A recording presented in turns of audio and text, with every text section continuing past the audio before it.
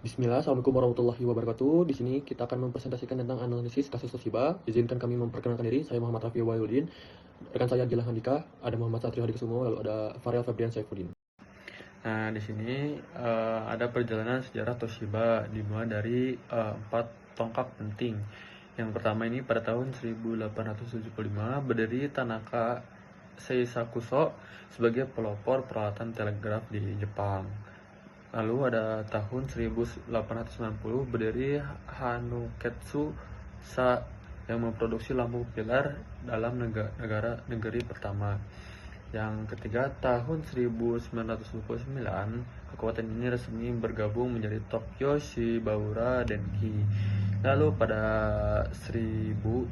tahun 1989, nama ini bertransformasi menjadi Toshiba yang kita kenal sebagai pionir teknologi global. Nah, sekarang mari kita lihat bagaimana Toshiba beroperasi hari ini. Kekuatan bisnis Toshiba saat ini ditopang oleh 4 pilar produk utamanya, yaitu solusi infrastruktur seperti transformasi dan pengelolaan air. Yang kedua, energi dan daya yang mencakup pembangkitan listrik dan energi keterbukaan. Yang ketiga, elektronik dan semikonduktor sebagai otak perangkat modern. Yang keempat, serta sistem dan layanan digital berbasis cloud dan cloud. Dengan portofolio tersebut, kinerja Toshiba kini didukung oleh keberadaan global di puluhan negara dengan ribuan karyawan. Saat ini, Toshiba juga aktif melakukan transformasi bisnis melalui digitalisasi dan restrukturisasi, serta memegang komitmen keberlanjutan atau SDGs yang berfokus penuh pada pengembangan teknologi dan ramah lingkungan. Oke, di sini masuk ke persaingan industri. Yang pertama ada pasca privatisasi, di mana Toshiba Corporation secara resmi keluar dari bursa saham pada akhir 2023 setelah diakuisisi oleh konsorsium Japan Industrial Partners, yaitu GIP. Langkah besar ini mengubah wajah Toshiba menjadi perusahaan yang tertutup. Dampak positifnya dalam sisi persaingan industri, manajemen tidak dibebani lagi oleh keuntungan jangka pendek. Yang kedua adalah persaingan berdasarkan lini bisnis. Yang utama itu adalah semikonduktor daya atau power semikonduktor. Ini adalah segmen dengan pertumbuhan tertinggi karena transisi kendaraan listrik dan digitalisasi.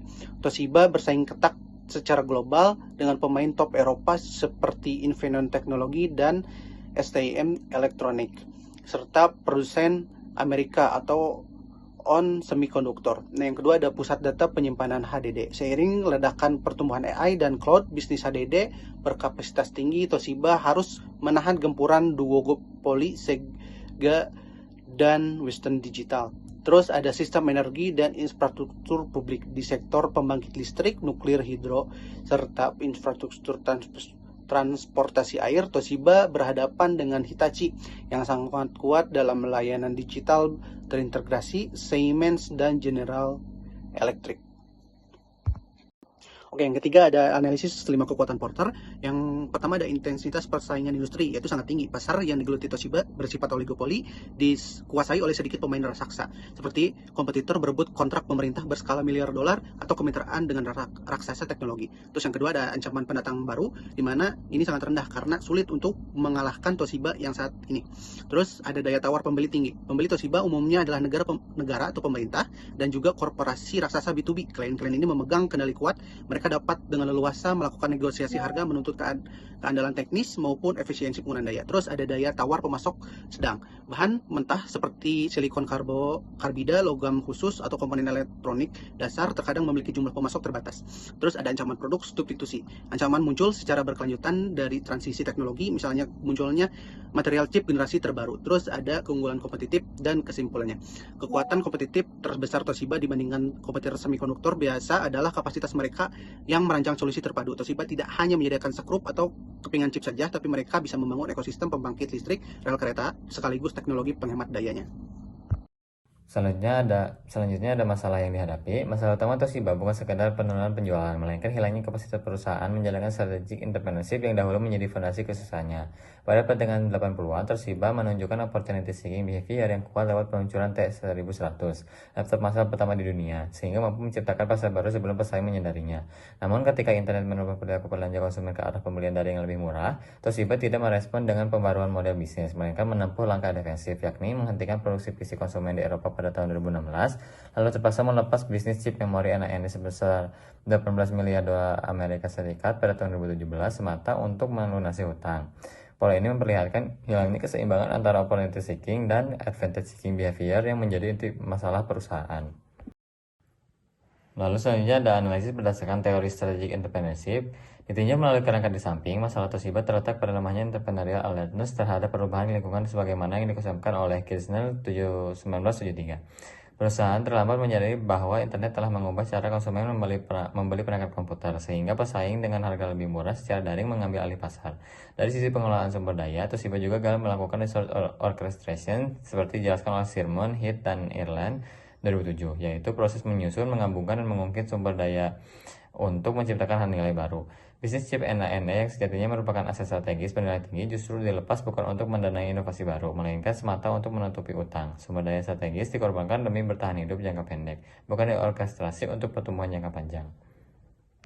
Selanjutnya ada akar masalah. Secara keseluruhan, akar masalah Toshiba adalah disorientasi strategic entrepreneurship, yakni ketidakseimbangan antara opportunity seeking dan advantage seeking behavior yang menurut Heath, Ireland, dan Kemp dan Sexton pada 2001 seharusnya dijalankan secara simultan untuk menciptakan keunggulan kompetitif berkelanjutan. Toshiba unggul dalam advantage seeking pada masa awalnya, terbukti dari keberhasilan T1100, tetapi seiring waktu, perusahaan semakin berfokus pada eksploitasi bisnis lama dan kehilangan orientasi kewirausahaan, proaktivitas, dan keberanian mengambil risiko sebagaimana dikemukakan oleh Lamkin dan Des 96 untuk membangun model bisnis baru di era digital. Transformasi dari perusahaan paling inovatif di dunia pada pertengahan 80-an menjadi perusahaan yang terpaksa menjual aset intinya hanya dalam waktu sekitar 1 dekade, yang mencerminkan kegagalan menjaga keseimbangan tersebut. Oke, selanjutnya ada analisis sebab kegagalan dari perusahaan Toshiba. Menurut Tid and Mason, kegagalan perubahan Toshiba itu dapat dijelaskan melalui 4 tahapan inovasi. Yang pertama, di tahap search, Toshiba itu terlambat mengenali perubahan pasar yang dipicu oleh perkembangan internet dan e-commerce.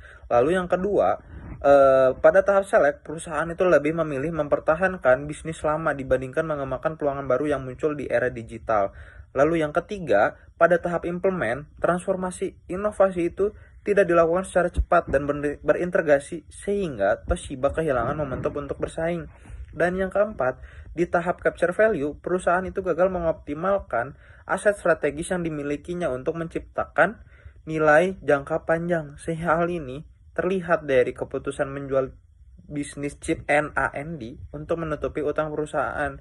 Oleh karena itu, perusahaan dari Toshiba ini memiliki ketidakmampuan dalam mengelola proses inovasi secara berkelanjutan dalam menghadapi perubahan lingkungan berbisnis.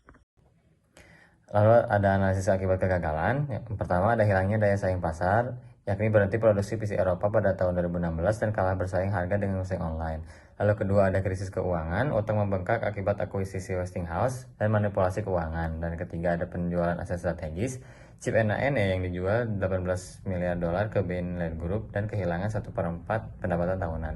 Dan yang terakhir ada keruntuhan reputasi dan posisi pasar, 70 tahun membangun dan 1 dekade runtuh. Oke, selanjutnya ada rekomendasi solusi tindakan. Nah, dari slide ini, rekomendasi yang sangat krusial bagi Toshiba itu adalah yang pertama itu adalah political coalition atau koalisi politik yang kuat antara manajemen puncak, divisi teknologi, dan seluruh unit bisnis yang semuanya itu memiliki satu visi yang sama dalam menyukseskan transformasi digital serta inovasi. Sejalan dengan pembentukan koalisi tersebut, perusahaan digital juga dituntut untuk menyelaraskan berbagai kepentingan antar stakeholder dengan cara meminimalkan ego sektoral maupun konflik kepentingan yang dapat menghambat perubahan. Lalu, pengubahannya itu bisa menjadi sebuah kesepahaman yang berfokus pada tujuan jangka panjang organisasi, sehingga yang mana ini tuh tidak kalah penting dari komitmen ini pun harus diwujudkan secara konkret melalui penguatan dukungan terhadap unit inovasi, yaitu dengan memberikan mereka pengaruh serta kewenangan yang lebih besar agar tidak terhambat birokrasinya yang kaku. perilaku sehingga mereka bisa bergerak lincah merespon perubahan pasar secara cepat dan menciptakan peluang bisnis baru yang akhirnya semua langkah strategis ini tuh harus dipayungi oleh kemampuan yang ada di dalam pengelolaan politik organisasi secara positif melalui peningkatan proses negosiasi, komunikasi, dan tidak lagi menjadi penghambat inovasi. Nah, jadi hasil ini tuh bisa berbalik menjadi motor penggerak utama yang mendukung seluruh perubahan ataupun bagian dari rekomendasi solusi tindakan yang sudah ada di dalam perusahaan Toshiba seperti yang sudah terjadi.